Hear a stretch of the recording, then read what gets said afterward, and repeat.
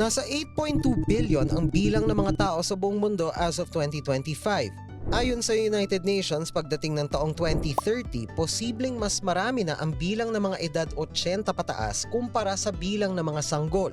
At pagdating ng 2080, ang bilang ng edad 65 pataas ay mas marami na sa mga batang edad 18 pababa.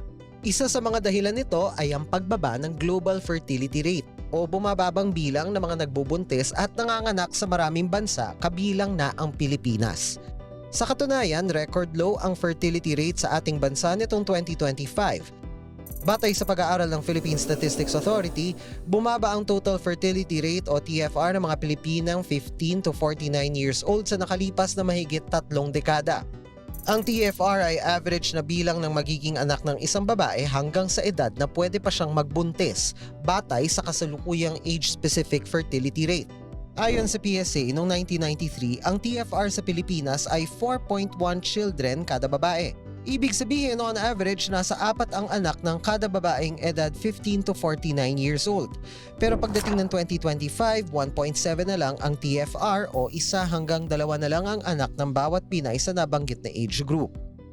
Ang 1.7 na TFR nitong 2025 ay higit na mas mababa sa 2.1 replacement level fertility o ang kinakailangang bilang ng mga anak para magkaroon ng kapalit ang kanyang mga magulang at magkaroon ng stable population. Ayon sa mga eksperto, parehong may disadvantage at benepisyo rin ang pagkakaroon ng low fertility rate ng isang bansa.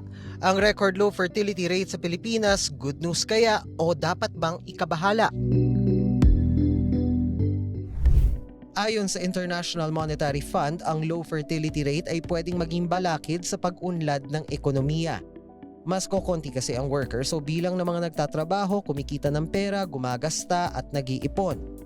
Liliit din ang bilang ng taxpayers kaya posibleng magkaroon ng funding gaps o mas kokonting pondo para sa mga programa ng gobyerno. Pwede ring bumagal ang innovations.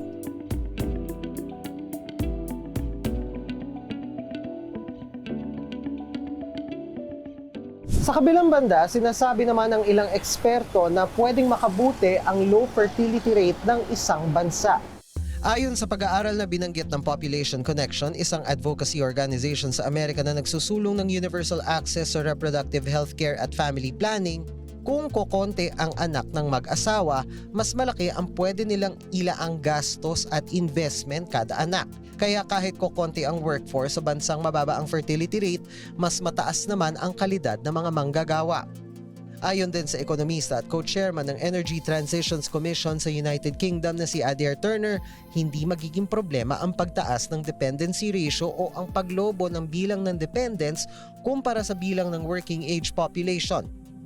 Kasama kasing binibilang sa dependency ratio ang mga sanggol at mga bata. Kaya kung mas kokonti ang isinisilang, liliit din ang dependent population. Dito sa Pilipinas, kasabay ng pagbaba ng total fertility rate ay ang pagkonti rin ng teenage pregnancy. Mula sa 10.1% noong 2013, 4.8% na lang ng mga babaeng 15 to 19 years old ang nagbuntis pagdating ng 2025. Bagaman marami sa batang ina ay mula sa vulnerable sectors o yung mga mababa ang pinag-aralan at galing sa mahirap na pamilya. Dumami rin ang institutional births o yung mga nanganganak sa mga pasilidad na may sapat na gamit at trained healthcare personnel, gaya ng mga ospital, birthing center o clinic. Bumaba ang bilang ng under 5 mortality o yung mga batang namamatay bago sila umabot ng 5 years old, maging ang infant mortality o pagkamatay ng sanggol bago ang first birthday, at ang neonatal mortality o mga batang namamatay sa loob ng 28 araw mula sa kanilang pagkakasilang. Dumami ang mga batang nabigyan ng mga basic antigens o bakuna at lumiit ang porsyento ng mga misis na nagsabing nakakaranas sila ng physical, sexual o emotional abuse mula sa kanilang partner. Ayon naman sa Commission on Population and Development, bagamat positibong economic indicators ang pagbaba ng fertility at birth rate sa Pilipinas, dapat umanong paigtingin ng gobyerno ang mga programa para sa reproductive health education, pagtuturo ng life skills, access sa adolescent-friendly health services, pagbabawas ng school dropouts at pagsugpo sa kahirapan. Lumalabas din kasi sa survey ng PSA na mas maraming anak ang pamilyang mahihirap kumpara sa mga mayayaman. Mas marami rin ang anak ng mga babaeng nasa mas mababa ang pinag-aralan. Tuloy ang debate kung mabuti ba o masama ang magiging epekto ng mababang fertility rate.